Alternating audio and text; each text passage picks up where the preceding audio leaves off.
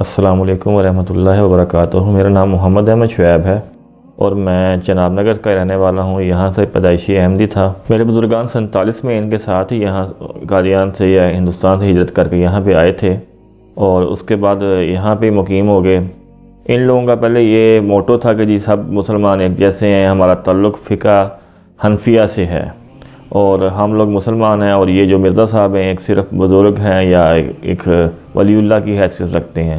लेकिन ऐसा ऐसा जब मैं इनकी तालीमात की तरफ गया और मेरा इनके दफ़ातर में जाना आना हुआ, मुझे मालूम हुआ इनके असल हक़ाइक़ का। ये अपने मिर्ज़ा साहब को जो मिर्ज़ा ग़ुलाम अहमद कादियानी मलून है उसको नबी भी मानते हैं, उसको ये जनाब अपना इमाम महदी भी मानते हैं और उसी को सारा कुछ अपना मानते हैं।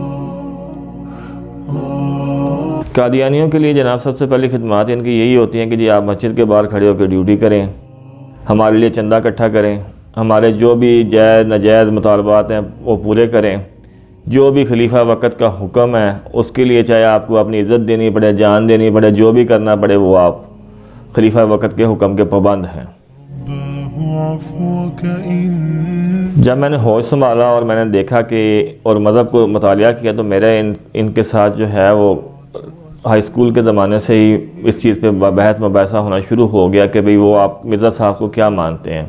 तो मेरा जब इनसे वादे तौर पे इस बात पे मुबाहिसा हुआ तो इन्होंने कहा वो हम उस बंदे को ना तो अपनी जमात में समझते हैं ना ही उसको मुसलमान समझते हैं जो मिर्ज़ा साहब को नबी ईसा और इमाम महदी नहीं मानता।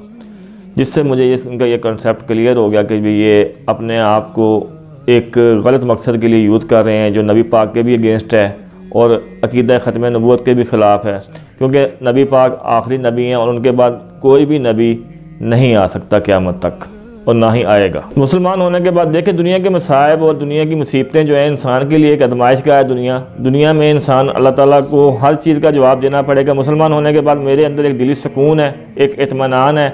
जो मैं इनके जाल में फंसा हुआ था वो मेरे अंदर अब वो बेचैनी वो तड़प नहीं है।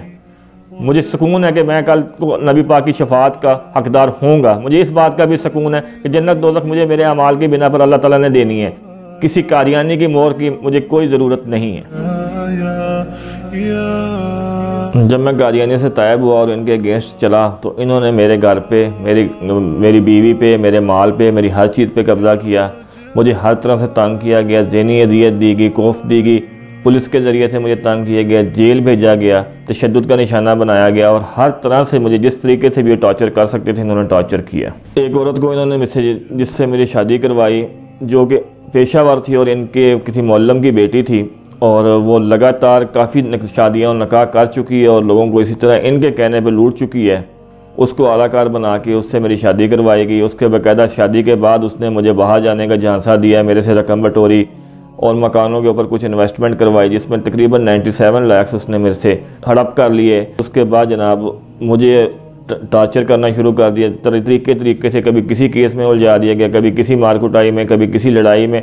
हर तरह से मुझे अजियत का निशाना दिया गया। मेरे घर चोरियाँ करवाई गई, मुझे मारा पीटा गया, मुझे कत्ल करने की कई दफ़ा धमकियाँ की गई, कई दफ़ा मेरे पे साजिश करके हमला किया गया। मेरे घर में हमलावर आए और मेरी जो सेकंड मिसेज़ है जिन्होंने इस्लाम कबूल किया हुआ उनको भी उन्होंने तशद्दुद का निशाना बनाया, जिसकी वजह से उनके जहन पे, दिमाग पे चोटें लगीं और वो अपना ज़हनी तवाज़ुन तक खो बैठी हैं। कुछ रोज़ पहले इनके मुरब्बी नसीरुद्दीन अंजम साहब और उनके कहने के ऊपर और उनकी काबीना के कहने के ऊपर सईद नुमान वगैरह और उनके बेटे वलीद ने मिल के मेरे पे हमला किया। मुझे कत्ल करने के दरपे थे। मेरे घर से सारा सामान तोड़ा और मुझे सिर के ऊपर ज़रबे लगा के ज़ख्मी करके फेंक दिया गया और मुझे हस्पताल में एडमिट भी रखा गया थोड़ी देर के लिए। उसके बाद मुझे जनाब सिटी स्कैन वगैरह भी करवानी पड़ी, सारा कुछ हुआ। लेकिन इनकी अप्रोच इतनी है कि मेडिकल रिपोर्ट ही चेंज कर दी जाती है। ना तो मेडिकल में कोई दफात लगाने देते हैं, GHQ है, लालियाँ हैं या अहमदनगर का हॉस्पिटल है, हर जगह इनके अपने बंदे बैठे हुए हैं जो इनकी इमाम पर काम करते हैं। जो ये कहते हैं वो होता है। थाने चौकी कचहरी में जहाँ भी जाएँ इनकी बात सुनी जाती है। मुल्ज़िम सामने कह रहा है कि मैंने ये कार्रवाई की है और मैं इसको मारने के लिए गया हूँ, मैंने इसको कत्ल करने की कोशिश की है, मैंने इससे मोबाइल फ़ोन छीना है, मैंने इसके घर में जाके इसके सामान को तोड़ फोड़ किया है, मैंने चोरी की है। لیکن پھر ایک دفتر صدر مومی سے فون آتا ہے, ایک امور عامہ کے سے سلیم الدین صاحب کا فون آتا ہے, اور جناب وہ بری ہو کے گھر چلے جاتے ہیں, اور جو مدعی ہے اس کو پولیس بٹھا کے دلیل کر رہی ہوتی ہے لگاتار.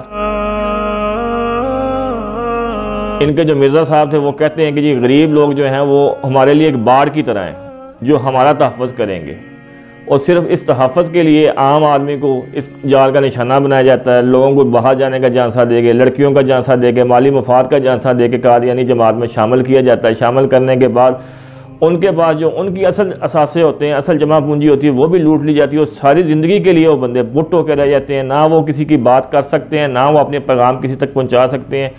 میکسیمم ہیومن ٹریفک میں اور دیگر جو ایسے جرائم ہیں جن کو ہم عام آدمی سوچ بھی نہیں سکتا, ان میں یہ سر فہرست صف اول کے ملزم ہیں, لیکن ان کے خلاف نہ تو کوئی قانون کارروائی کرتا ہے, نہ ہی کوئی ہماری اسلامی اسٹیٹ کارروائی کرتی ہے, نہ ہی جناب ہمارے کو عدلیہ ان کے خلاف کوئی ایکشن لینے پہ تیار ہے, کیونکہ انہوں نے ہر جگہ پہ اپنا پیسے سے دھون جمائی ہوئی ہے, ہر جگہ پہ اپنا پیسہ اس طرح بکھیرا ہوا ہے اور ایسے جال بچھائے ہوئے ہیں کہ ان کو کوئی ہاتھ نہ ڈال سکے. یہ لوگ ہر چیز میں اپنے محلے کے صدر سے پہلے اجازت لیں, اس کے بعد اگر آپ نے بیوی سے ملنا ہے تو اس کے لیے بھی آپ ان کے دفتر امور عامہ سے اجازت لیں, اگر آپ نے کسی اپنے بچے کو کچھ سمجھانا ہے تو اس کے لیے بھی جناب ان کی پابندی ہے. ہر معاملے میں نجی ہو چاہے وہ کسی کا پرسنل معاملہ ہو, لیکن یہ ہر چیز کو ہائی لائٹ کرتے ہیں, ہر چیز میں مداخلت کرتے ہیں اور ہر چیز کو ایک ریموٹ کی طرح کنٹرول کرنا چاہتے ہیں. یہ صرف یہی چاہتے ہیں کہ ہمیں ہمارا مفاد جو ہے نا اس کو کوئی نقصان نہ پہنچے. یہ لوگ صرف اور صرف اپنے مالی مفاد کی خاطر اور صرف ایک جو ملعون بیٹھا ہوا ہے لندن میں اس کو مفاد پہنچانے کی خاطر, اپنے مفادات کی خاطر لوگوں کو بلی کا بکرا بناتے ہیں, لوگوں سے پیسے لیتے ہیں اور الٹا ان کو ذلیل کرتے ہیں. ان کا صرف اور صرف مالی مفاد ہے, نہ ان کو کوئی آخرت کی فکر ہے, نہ ان کو کوئی دین سے یا دنیا سے ان کا کوئی تعلق ہے. کوئی بھی بندہ یہ نہیں آ کے کہہ سکتا کہ میں جنت میں ہوں یا دوزخ میں ہوں. آج تک جنت و دوزخ اللہ تعالیٰ نے اعمال پہ دینی ہے. جو نبی پاک کا امتی ہے, جو نبی پاک کا ماننے والا ہے, اس کے حق میں جنت لکھ دی گئی ہے. اس کے لیے اس کو کسی مرزے کی شفاعت کی, کسی قادیانی کی مہر کی, کسی صدر محلے کی اجازت کی ضرورت نہیں ہے. مرزا صاحب کی اولاد, اس کی اولاد, اس کی اولاد مالدار سے مالدار ہوتی جائے, اور جو غریب ہیں جن سے یہ چندہ اکٹھا کرتے ہیں, جن سے یہ پیسے اکٹھے کرتے ہیں اور باہر فنڈنگ کرتے ہیں, وہ بیچارے ذلیل ہوں, مریں پیسیں, ان کو کوئی اس چیز سے غرض ہی کوئی نہیں ہے.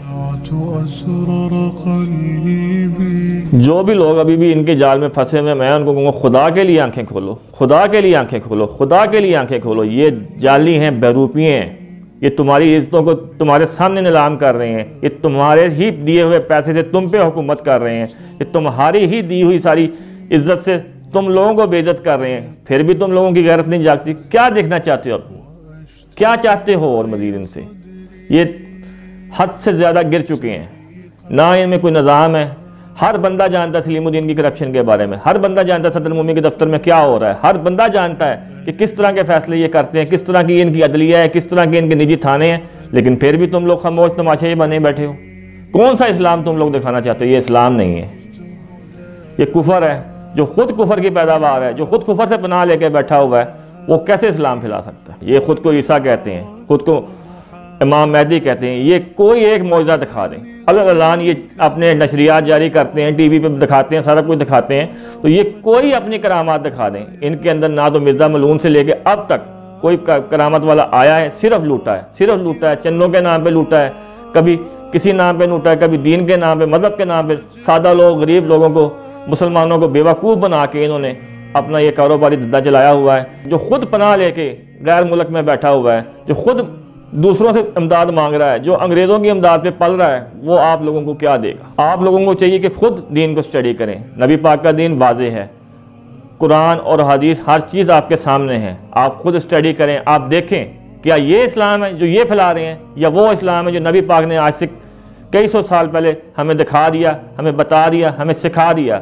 ہمیں کسی کی ضرورت نہیں ہے. نبی پاک کا بتایا ہوا رستہ ہی ہمیں جنت کی طرف لے کے جائے گا. کسی اور کے دکھائے ہوئے رستے کی ہمیں کوئی ضرورت نہیں ہے.